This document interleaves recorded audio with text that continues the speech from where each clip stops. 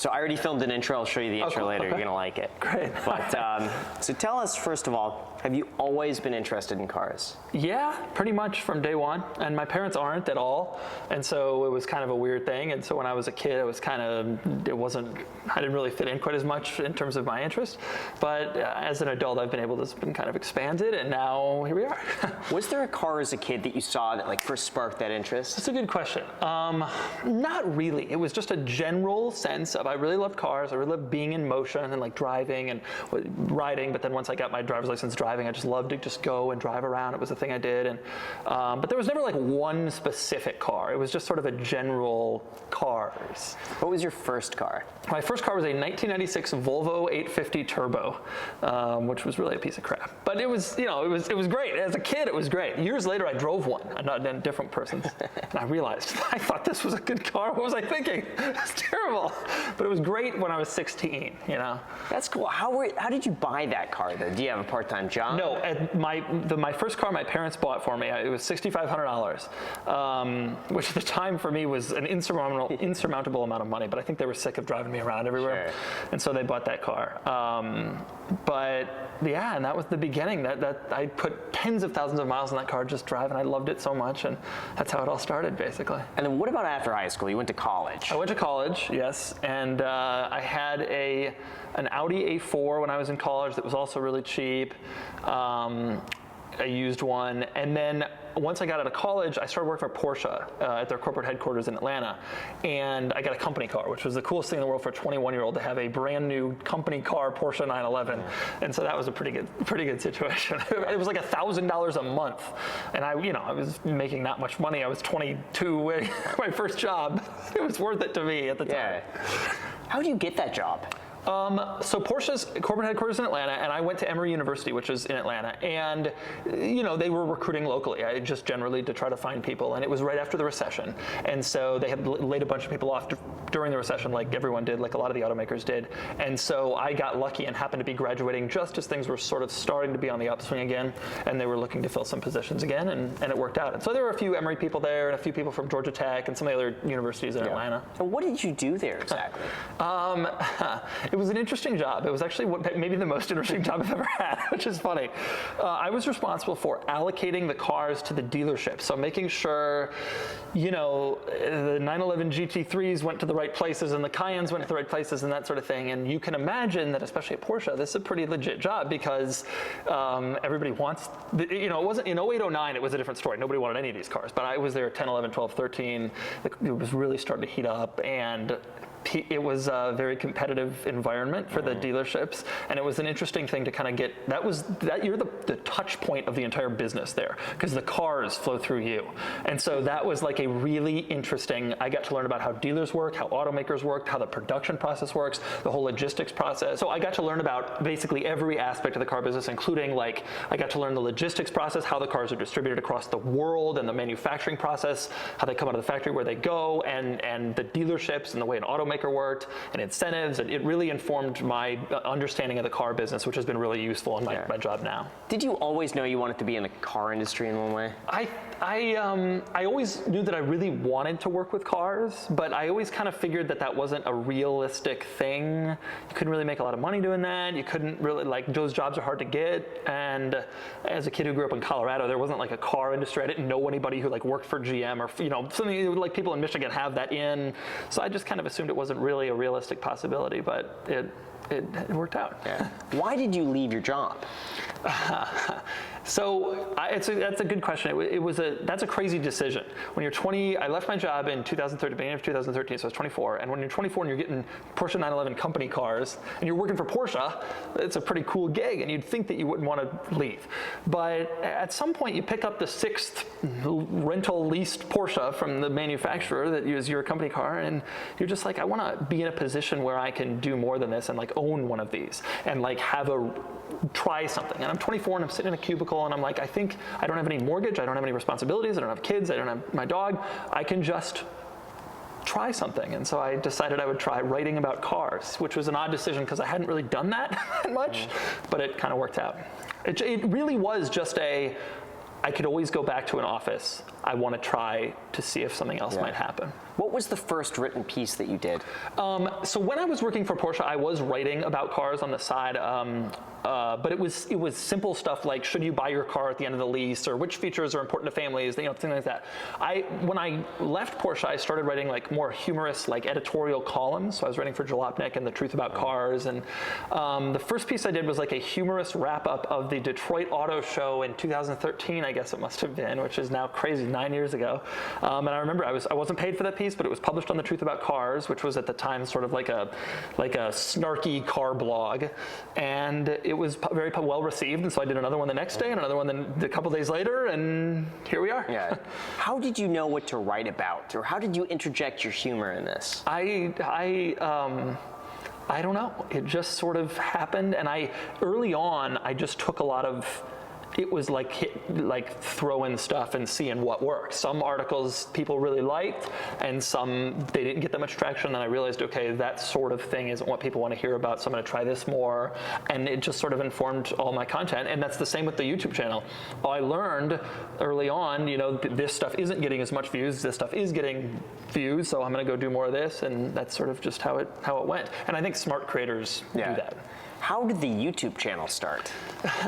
So the YouTube channel is the funniest thing of all. I was writing for Jalopnik, and I was writing these like humor columns, which was different from what most people on Jalopnik were doing. They were more just writing like car news and reviews. And the humor columns were getting something of a following. I was getting people who were interested and thought they were funny and thought I was a good writer or whatever. And some guy emailed me one day and said, look, you're great at writing. Have you thought about video? And I hadn't, which is insane to think about now, because of course everybody has pivoted to video, and writing has kind of become a secondary thing.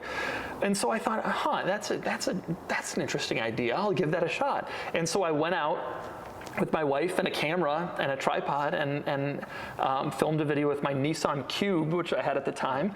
And that was a disaster. That video did terribly.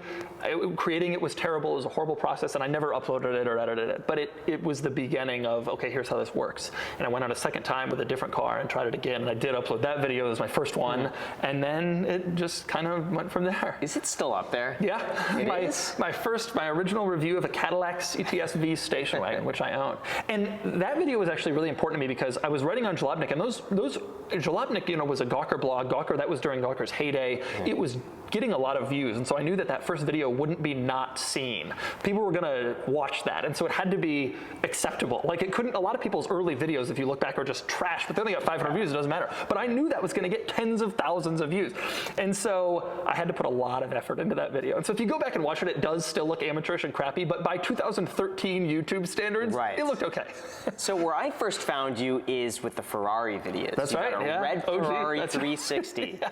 And I remember watching your video, I think it was 2014, where you saw, did it get attention from women? Yeah. And you'd stand there and be like, hey ladies, and they'd be like, hey, and just keep walking by. I thought it was hilarious. Because at the time, I think I had a Lotus Exige, and before that I had the Lotus Elise. And it was only like, 16 to 20-year-old guys. That was it. That video, we faked that whole video. Everyone in there is a friend of mine, but it conveyed the truth. I mean, you couldn't really film random women. Why? You don't want to get involved in any of that.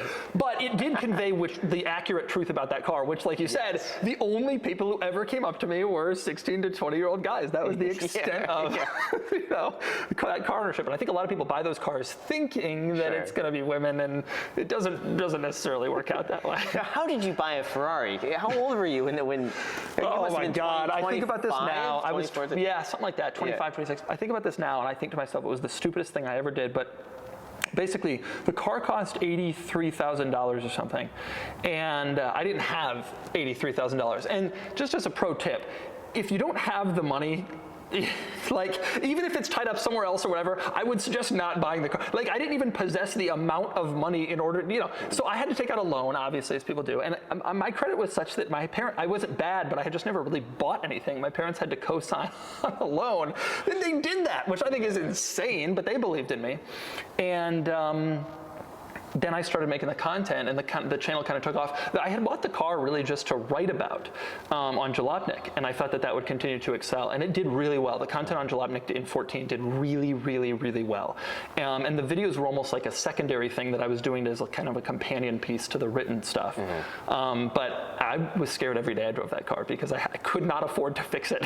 That's pretty much the situation. I registered in Montana, so I didn't have to pay sales tax. I did everything that sketchy people do when they don't have money. Right. I did. Well, the people that do money also do the Montana, so true. it goes both ways. Yeah, that is true. But yeah, that was a scary year.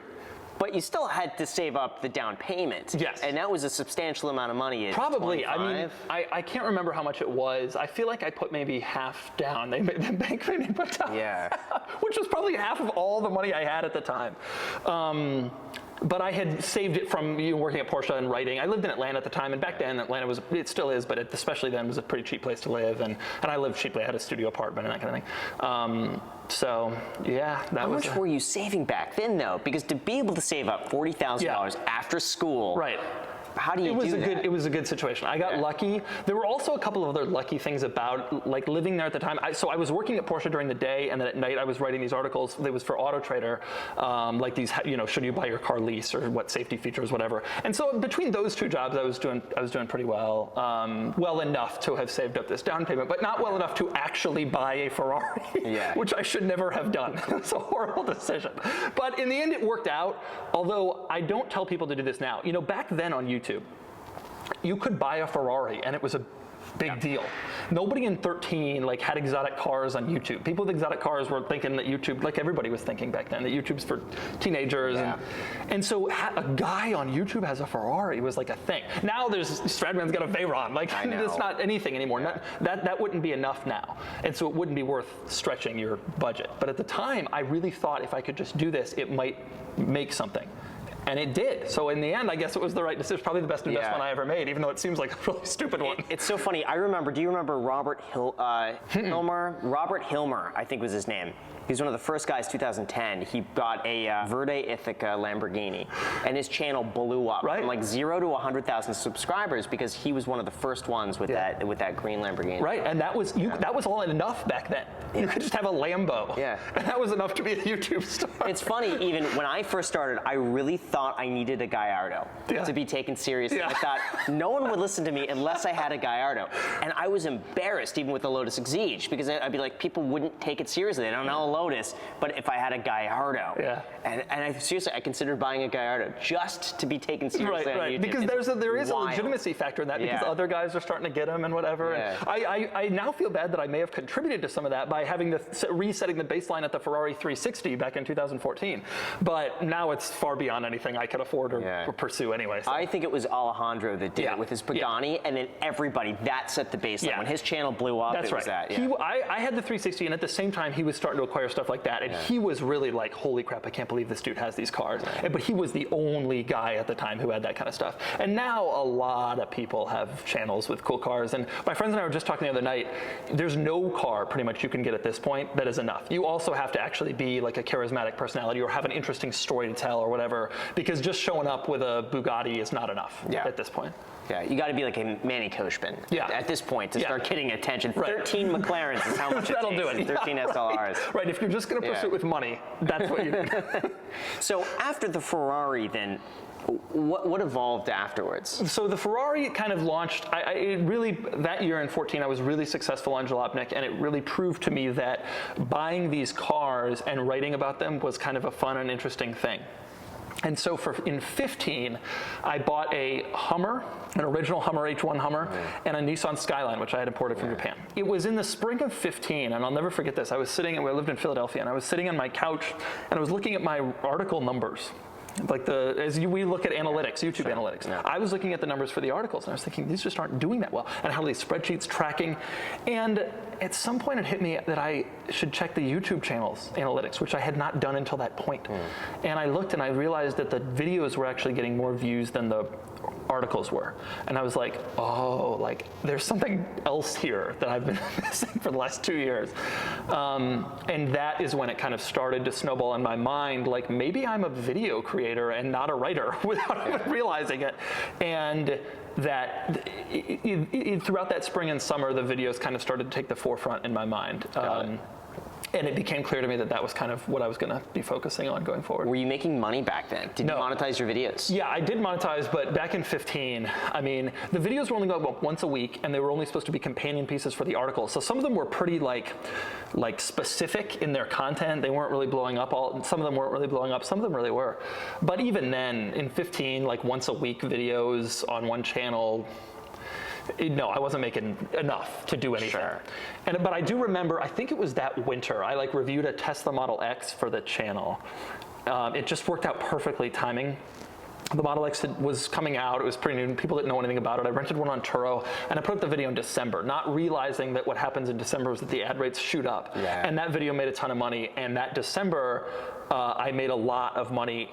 For what at the time I considered a lot of money, I realized like, oh wow, this is real. Yeah. And that was the beginning. I think it was the end of 15 where I realized like, okay, maybe I can actually do stuff on YouTube. Now, January of 16 comes, and of course I didn't know anything about ad rates, and the whole thing was completely unbeknownst to me. January of 16 comes, all the money goes away because the ad rates drop, right. And I was like, oh, I think that was just a fluke. I didn't realize for like another year what had happened there. And so now I focus on December every year. I really focus on really good content to take advantage. Could you share how much you made in that December?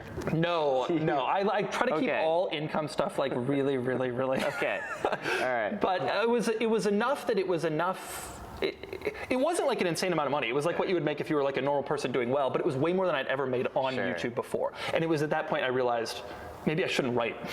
Yeah. What am I doing? Writing is not a thing. So was that the point then that you decided I'm going to go full force on YouTube? Sort of, but it's actually crazier than that. So that I always felt that I was a better writer, and I still feel that I'm a better writer than I am a video person. I like truly believe that. I write well, and I think I make kind of stupid videos. But obviously the videos have evolved a lot, and they're a lot better than they were. But in the summer of 16, I launched a blog with AutoTrader called Oversteer. And so even that, and I did that up until the beginning of 20, I think. And so even then, I like had a companion on the side as a writing, and I've never only had one job in my entire life. I had a companion, so I was writing even then and still doing the videos at that time. And I only left the Oversteer blog to start Cars and Bids, and so even there was no point where I only was doing one thing. It'd be kind of nice though.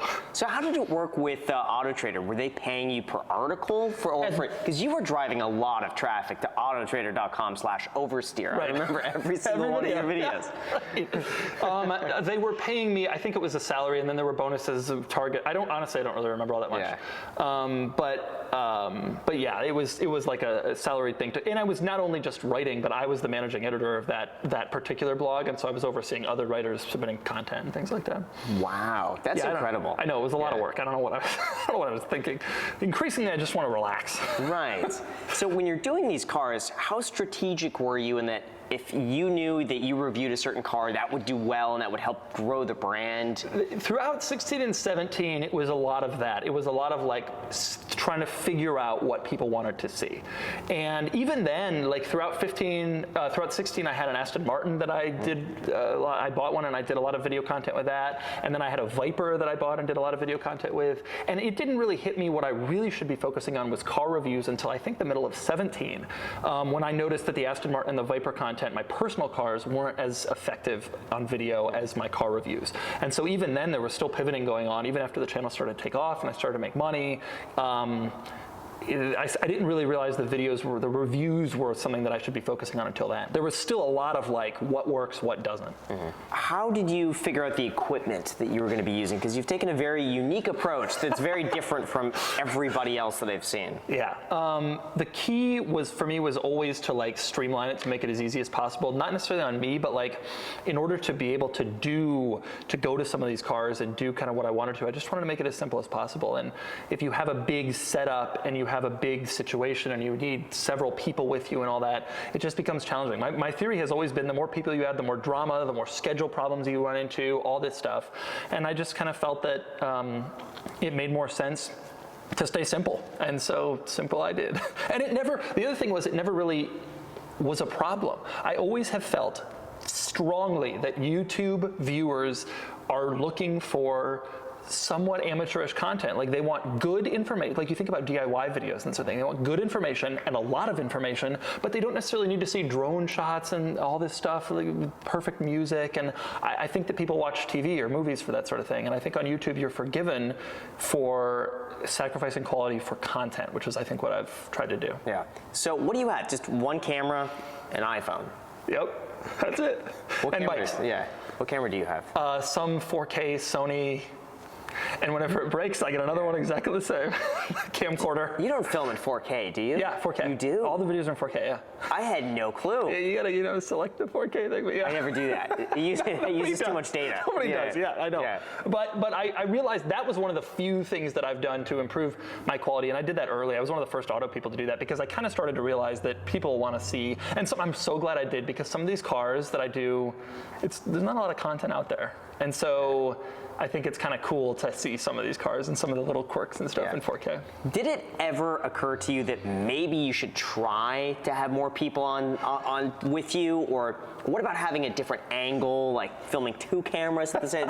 Has it ever crossed your mind? Yeah, but the thing is, the numbers just don't lie.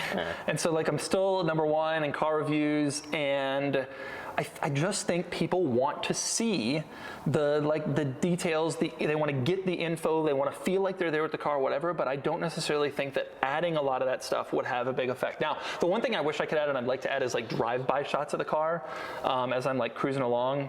But that would require either another person or some other situation. Or people always say that I should shoot out, like facing the road.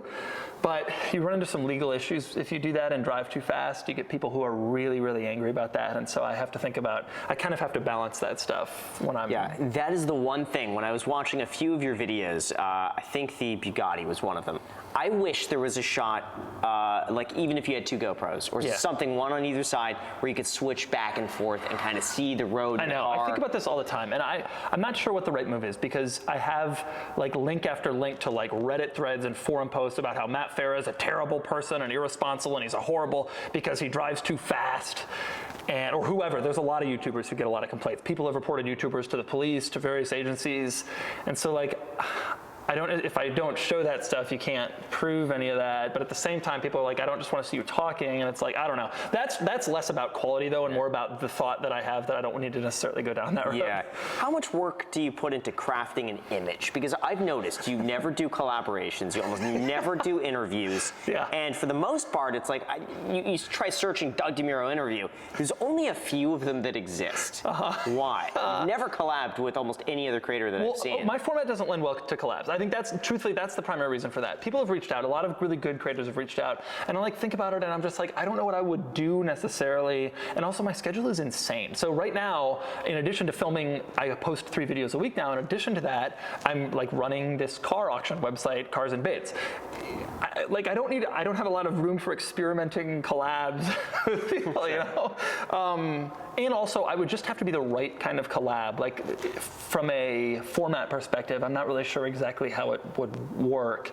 And maybe I need to spend more time thinking about that, but for now, it seems like it's working how it is, and so that's kind of what I'm focused on. Is any of that image-oriented, in the sense that you want to be very careful about how you're presented? No, because I'm me, and the way I am on camera is the way I am in real life, and that's just sort of it. I don't worry that, like, some interview or some collab is going to make me seem a different way, because it's just sort of, this is it. This is I can attest to that, by the way. There's nothing else. 100%. So no, it's not necessarily that. I just think it's really like I'm trying to stay focused on the things that I'm doing. I have a real belief that people should specialize, and this is kind of my specialty. Got it. So running this as a business, could you tell us about your team? Who's involved? Why have you brought everybody on? Because my understanding is, up until just recently, you were doing all the work yourself. Yeah, so my team, so basically what happened was I was writing the scripts, filming the videos, and editing all myself until June of 2020, which was 18 months ago, basically. And then we launched Cars and Bids, and I took a very active role and still have a very active role in the day-to-day operations of this. And I just couldn't edit the videos anymore. You know how long it takes to edit, it's a process. I actually love editing, it's maybe my favorite part of the whole thing because it's like a puzzle that you're putting together and it's really cool to see the finished product, but it just wasn't gonna happen. And so I hired part-time an editor named Nick, who's great, and he does a fantastic job. He was exactly what I needed in the moment. I just called him and I was like frantic. He had sent me an email like a year earlier. And I was like, are you still available? I'm desperate, like I'm so busy right now. And he just like hit the ground running, and you'll if you watch the videos, you will never notice a difference between when he started and when I was doing it. And I still edit one or two if he's sick or on vacation or whatever every few months. But that's the team. That's it. Me, part-time Nick, who lives in Arizona, and then my best friend Melissa. She reads my emails. So like people email with their car offers, and she reads them and puts them in a spreadsheet. And that's Noodle. That's the extent of it. Wow. How did you train him to edit in your style? Was he a subscriber who tweets out? Really? Yeah. And I always felt that. So cool. I always thought that no one could edit in my style. I don't know why I had this idea. I thought that it would be impossible to trick somebody or to like train somebody into. And I in retrospect, that was really stupid. That was the reason I didn't do it for so long. And so I was really, really worried about that. And then after like 3 videos, he had it perfectly.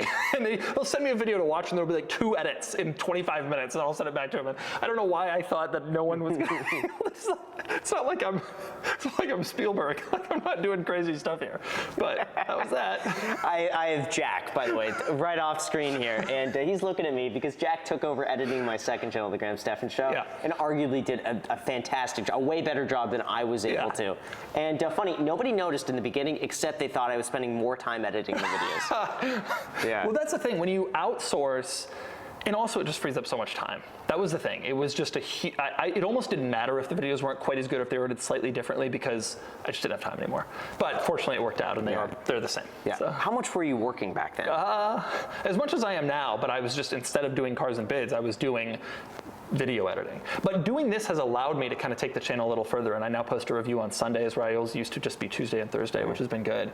And I've been able to film more and edit less, and that's kind of the goal. Can you give us a breakdown in your schedule? Like, what's an average day look like? An average It depends whether I'm filming or whether I'm not. That's the big delineator. But on days where I film, I wake up. If I have a car at the house as a press car, I can just go and film that. I have a location where I can just go locally and film that. But usually I'm driving. I was up in Palmdale the other day, which from San Diego is like 4.5 hours. Often I'll drive up the night before, stay over so I can get early, and then beat traffic on the way home.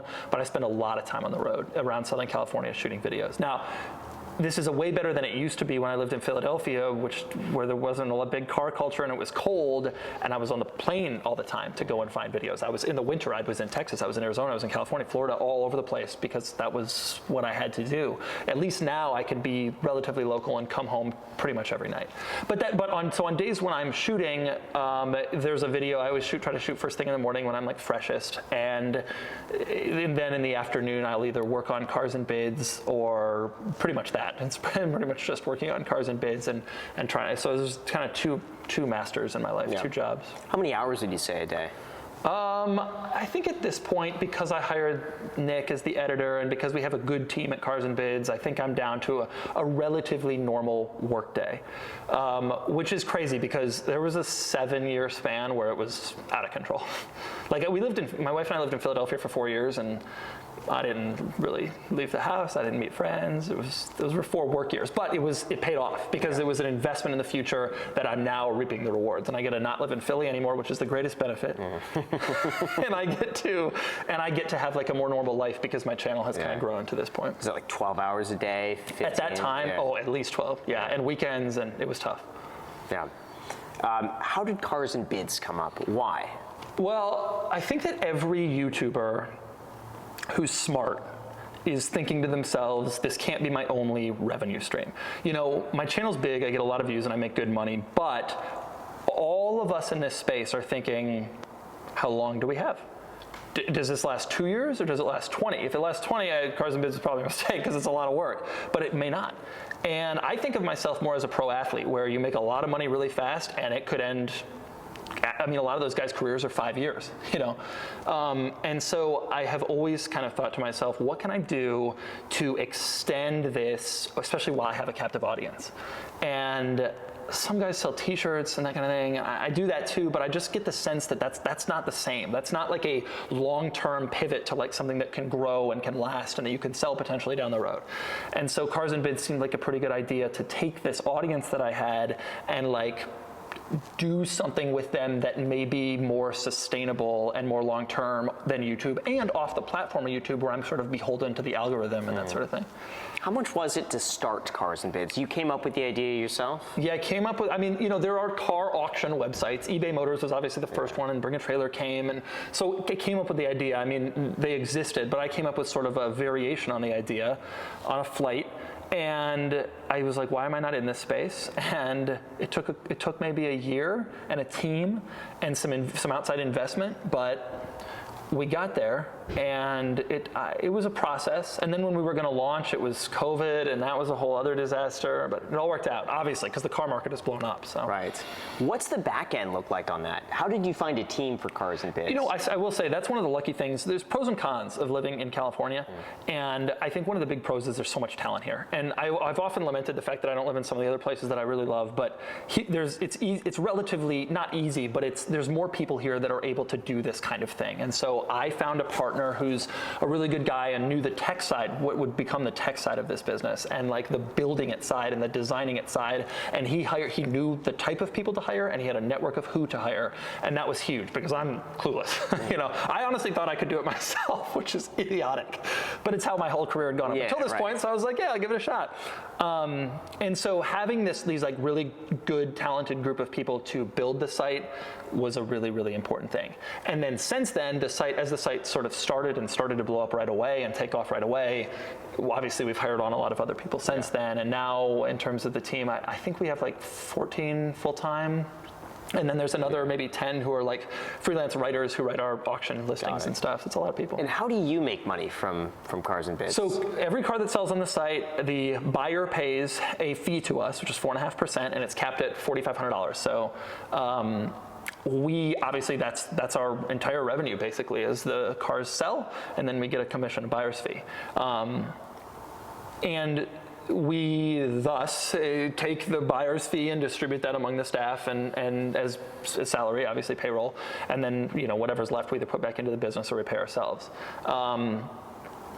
It's a business that relies entirely upon having special and interesting and cool cars. Nobody wants to pay a buyer's fee for like a Toyota Camry. You can just buy one of those. And so you have to kind of have these special cars come to the site and sell and do well. And I think we've done a really good job of cultivating like special, exciting, and interesting cars that are enough to make people say, yeah, I can't find that anywhere else. I will pay this fee.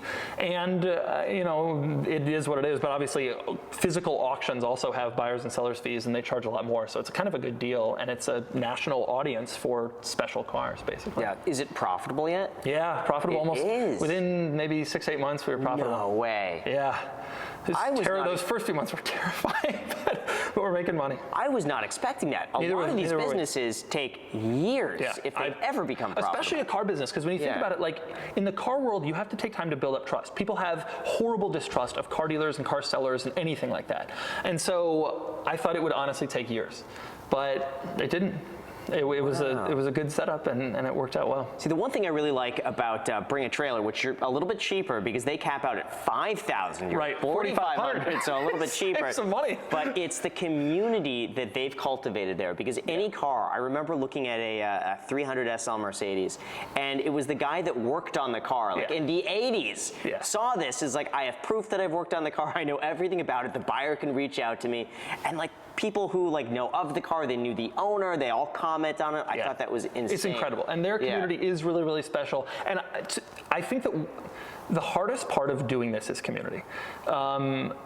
Since we launched our auction site competitor, Bring a Trailer was around, and there haven't been really any others. Then we launched, and then like 50 of them have shown up. And stuff that never even got on your radar. You've never even heard of some of the ones that have already come and gone. I'm telling you, there were 25 that only we knew about because we're desperate in this space to figure out who.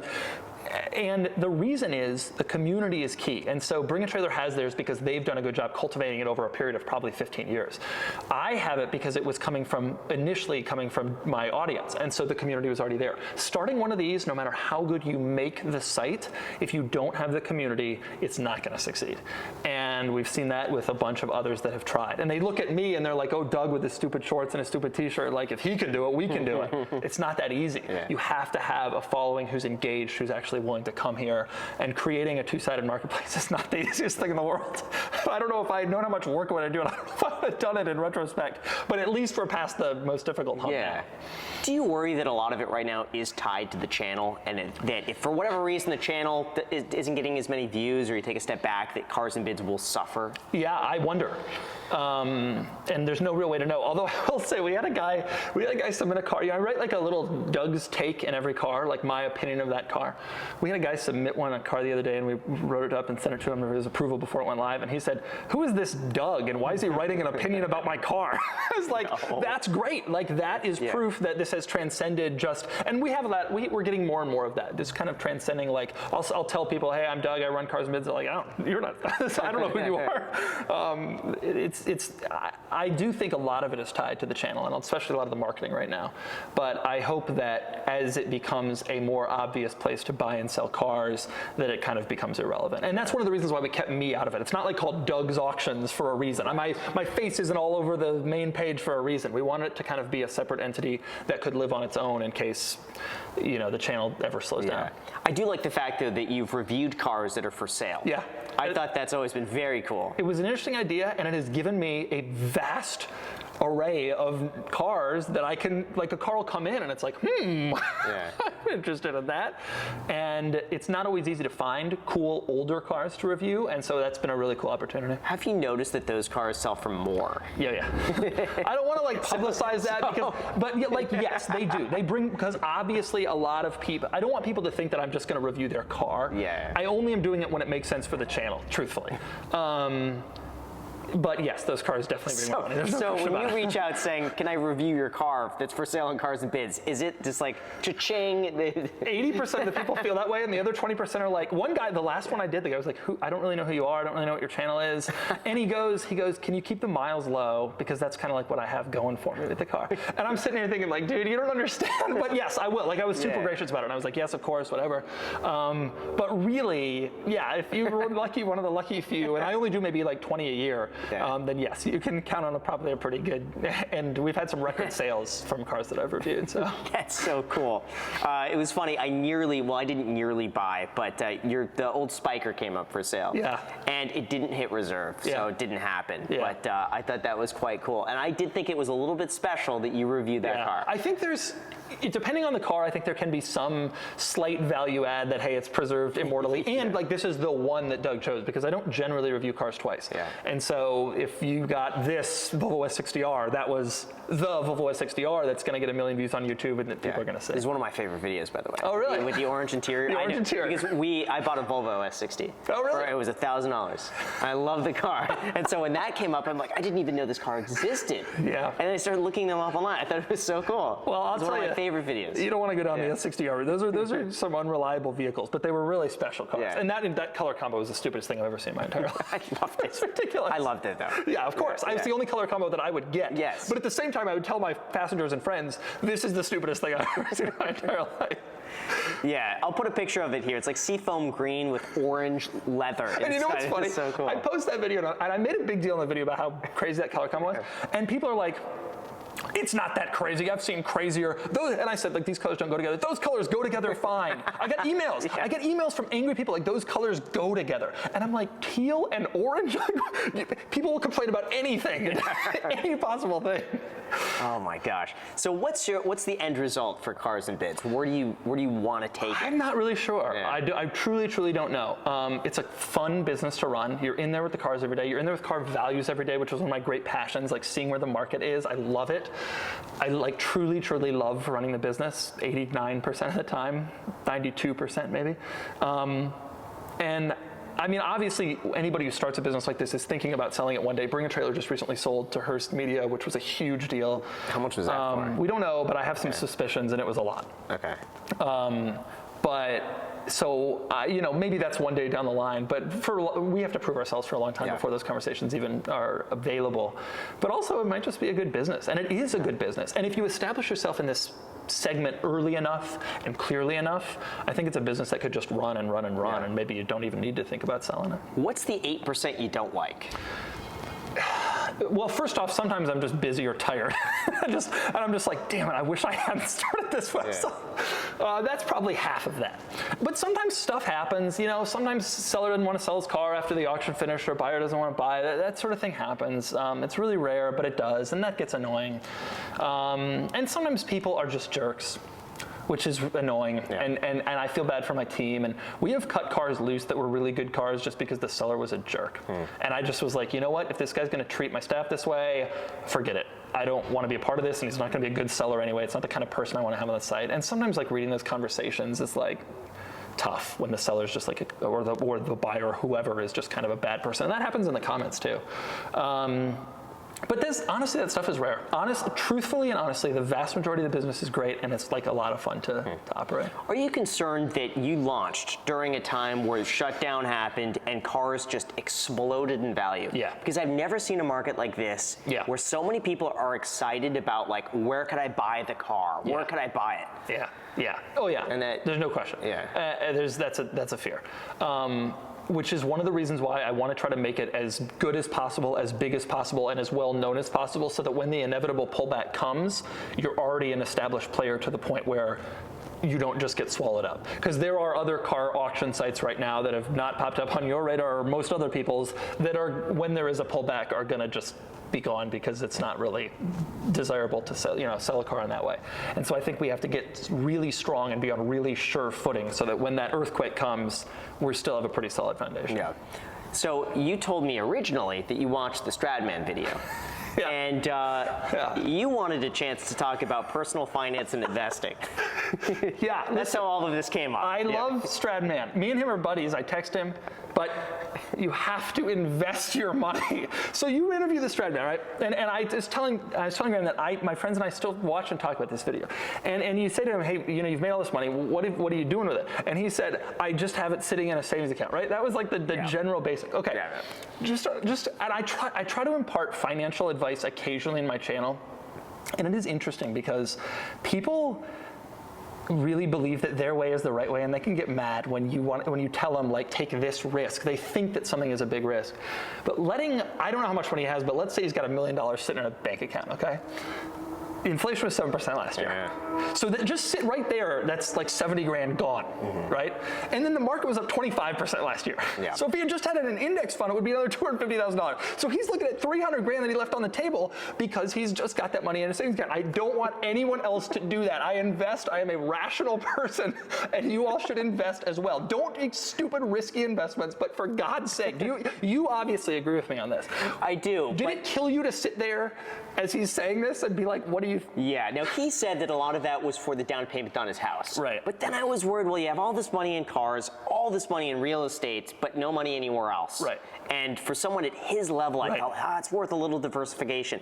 Now, he got the last laugh because it just so happened that those cars that he purchased are now up probably as much, or if not more, than the stock market. When was that interview? That was over a year ago, right? It was in February. It was during the winter. Yeah, it was January, February, because no one could have predicted what was going to happen. Because it was about April, May that the market started really changing for cars of 21. And yeah, you're right. He got the last laugh. But that's not a normal thing. And it's not the right way to do it. It's not the smart way to do it. And especially at my age and at James's age, you really should be investing. Yes. Says the person who bought a Ferrari with I still believe that was the best investment I ever made because it got me to this point. But I don't know if I would do it again. Looking back on it. So what are your philosophies now? How do you divvy up what you're going to invest? Where do you like to invest? How do you see it? I'm like a dollar cost average Vanguard, let it sit. I'm part of the reason I think that Stradman man had chose to do what he did in terms of investment and saving just cash, when you are in our world, and I think about this a lot, when you're in our world, your goal is you're so focused on the next video, the next content, the next whatever, that it's difficult to think about anything else, including like investment strategies, the last thing that you want to have on your mind. And so it's easier to just, you're making so much. It doesn't really matter if you lose some money because it sits or whatever. You've got so much coming in, and you can probably make more by just continuing to stay focused.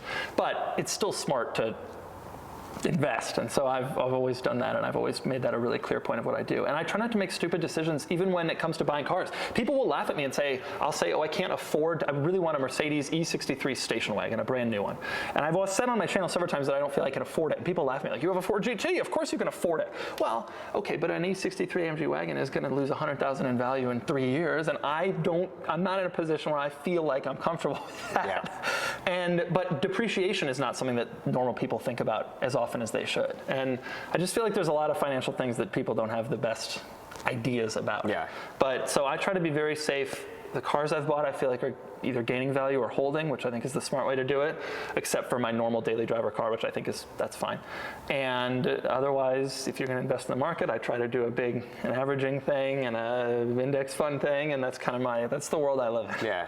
Do you have a savings rate you try to hit every month, or is it just don't spend frivolously? It's tough in my world because I have big tax payments that come up at sort of random intervals, as I'm sure you do, and it's and my wife and I still try to live, and we love to travel, and so sometimes some months you don't really save anything because you spend a lot of money traveling, and so no, I don't have like specific goals like that, but I really try to save and invest a lot, because you look at investment calculators when you're 30, and what's it going to look like when you're 60, and especially going back to what I said before, where you're not sure how YouTube is going to, how long this lasts. I think the smart thing to do is to plan like it isn't gonna. Yeah.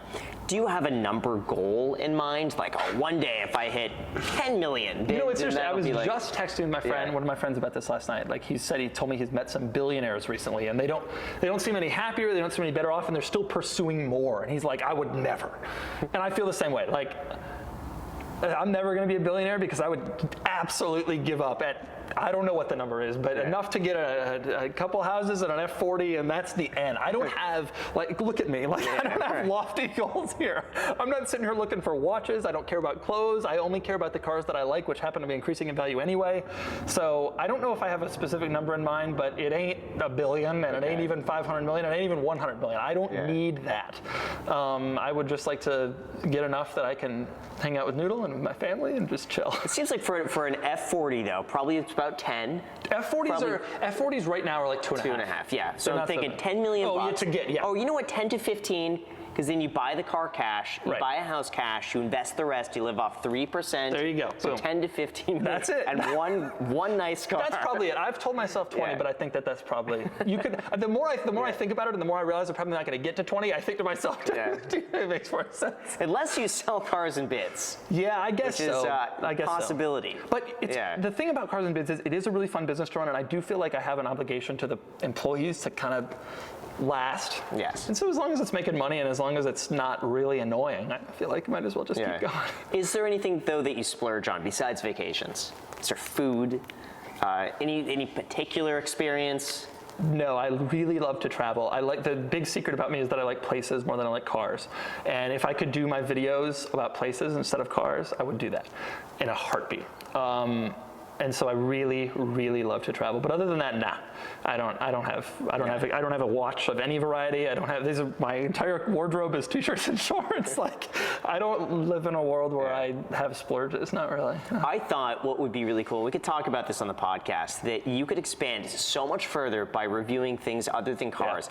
I loved your house tour that you did, RV tours, and I think I've never thought of this, but place tours, like touristy place tours. That's the great video, and people are now starting to get into house tours, I've noticed, but that is the great business that no one has done on YouTube, is that. Taking my like quirks and features style and applying it to places, or specifically houses. I think that would be great, but the problem is it would require an enormous amount of travel, because people don't want to see like a beach house in Southern California, another beach house in Southern California. Like, to do the channel right, you'd have to have the same variety of cars that I have, except with houses. So you'd have to do like a Swiss chalet, followed by, some crazy condo in Singapore, followed by some giant horse farm in New Jersey. And that would have to be what you do, and it would just, I got a kid now, like I'm good. Yeah. But I think that is the great untapped YouTube channel, is going around to like $40 million houses all over the world. People would kill to see that, I think. Now, how did you start this? Where did this come from? I don't know. It just sort of started. It was originally I was just saying this is a whatever, and I guess it just got bigger and bigger over time, and now it's like a signature thing. This is a whatever. And whenever people meet me, that's what they want me to say in the street. It's just kind of funny. Really? Yeah. But I think that it started off really small because I was kind of anxious about being on camera. I was nervous and I didn't really know anything about how to act. And if you watch my early videos, I'm pretty stiff and tight, and so this is a whatever, But then after I got comfortable, it's like, well, this was still, yes, that's kind of the genesis. Could you say, this is the like button, and you should tap it? Really? All right, you ready? Yeah, let's hear it. This is the like button, and you should hit it. Maybe if I could just clip that, I'll put it in every video. I know, it became like a meme on TikTok, me saying this over and over and over again. How much research do you do before you go and see a car? It used to be not all that much, but I've started to really, really sort of diligently research, and now I probably it's a couple hours before I even see the car. Which involves reading. I used to not like to read other people's reviews because I thought it would taint my opinion. But now I feel like I'm good enough and I know enough about cars that my opinion isn't really tainted by reading what other people think, and I just need the background. So I try to get as much background as possible. If an automaker sends me a car and if they're willing to do like a Zoom call to explain the features, whatever, I'll do that. So it can be a lot. Yeah. What's your favorite car on a bucket list to do that you haven't done yet? Okay, I'm no longer really looking for older cars to do, like cars that aren't, the answer is the car that I'm most excited to do is like any brand new hot car that's really coming out. But in terms of like stuff that exists, I've done like all of the Lamborghini Countach, Ferrari F40, F50, the Enzo, like all the stuff that you would want to see. But I'm really starting to get into like really weird like concept type cars. And so there's this minivan that this company called Italdesign created called the Italdesign Columbus, which was like a 2-level minivan with a V12 BMW engine.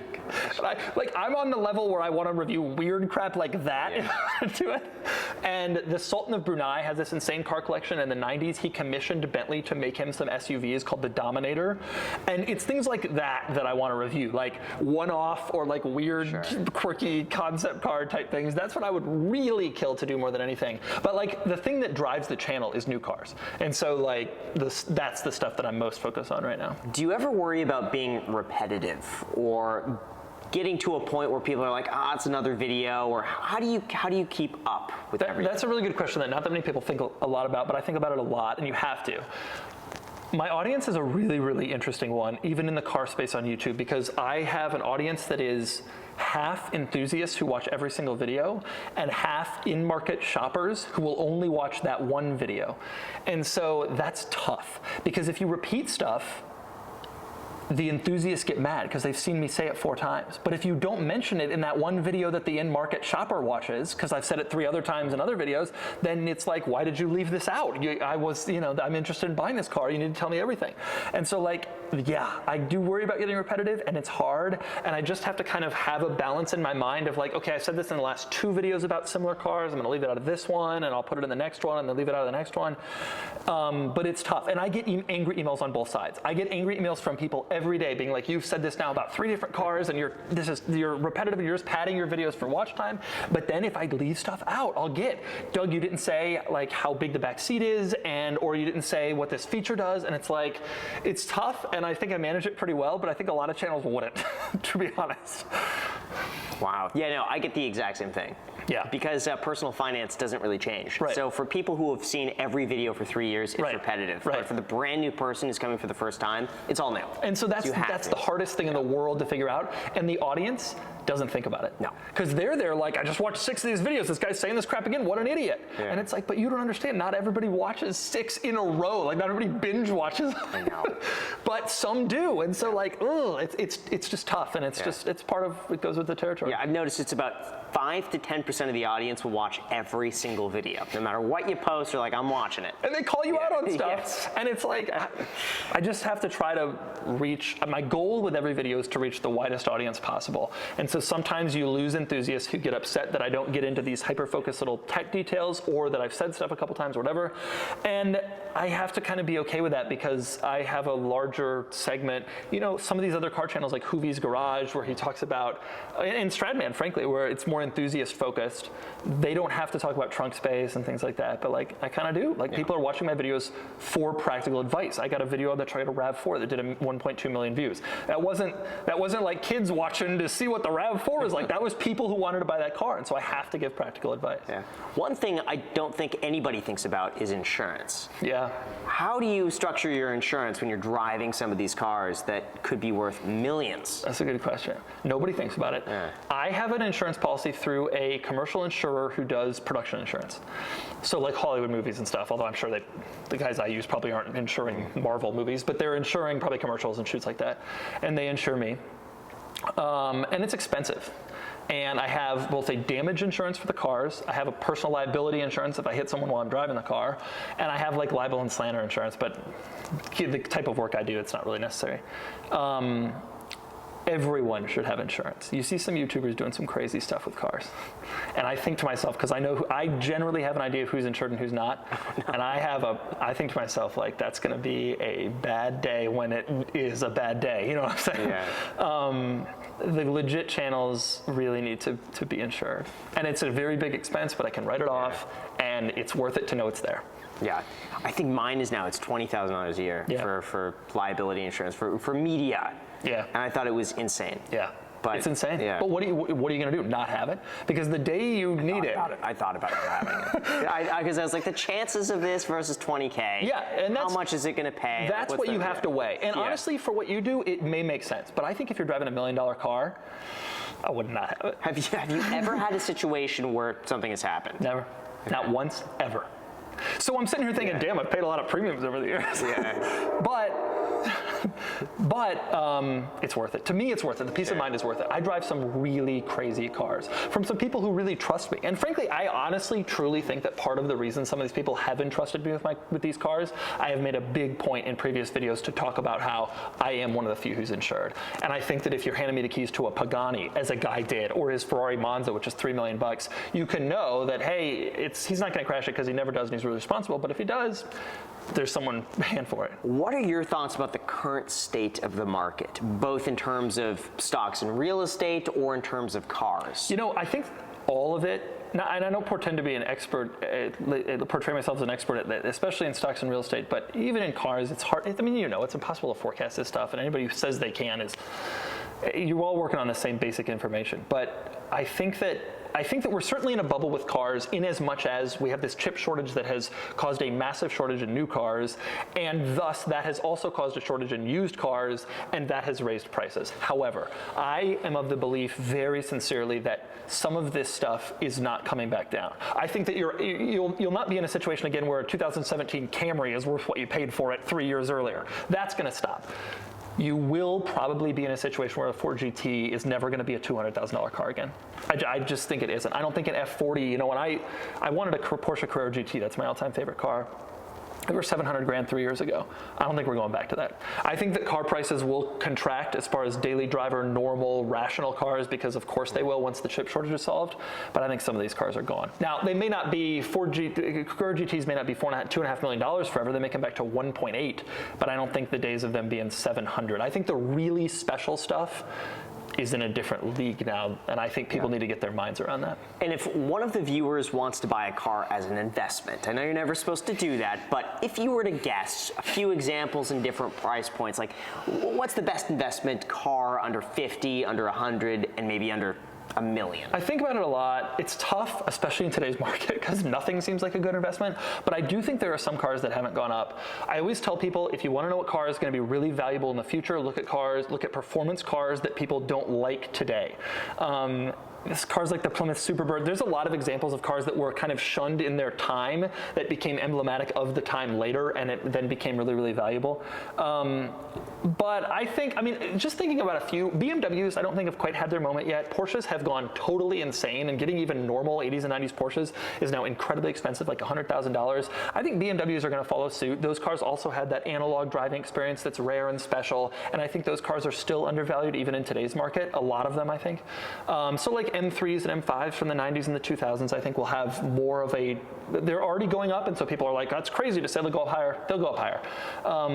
I think the Lamborghini Gallardo is actually super undervalued. All other Lambos in the last 2 years have gone off the charts insane, except for the Gallardo, and that doesn't make any sense to me. I think that car is aging well, and I think at $100,000, which is what they cost now and what they've cost for years, I think that car is kind of a buy. And there's some others here and there, I don't know, but there are still a few out there, but mostly stuff's just really expensive. Anything else, Jack? I think we've covered anything else that you want to talk about. We can discuss Jack's 2005 Lexus RX 330. Can you imagine if you reviewed that car? It's a good run. It's a really good run. My dad has that car. Does he? He loves it. He loves it. I do too. It's so comfortable.